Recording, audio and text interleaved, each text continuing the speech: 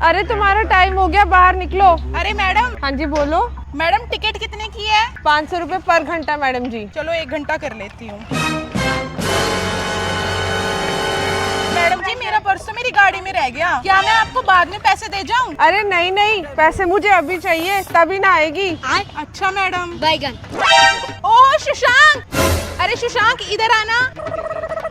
मेरा पर्स ना मेरी गाड़ी में रह गया, क्या आप मेरे पैसे इनको दे देंगे? मैं आपको बाहर जाके लौटा दूंगी। हाँ हाँ शेरनी बिल्कुल, लेकिन बाहर जाके लौटा दियो। हाँ हाँ लौटा दूंगी। ये लो मैडम इसके पैसे। ठीक है, जा नहा ले। ठीक है मैडम।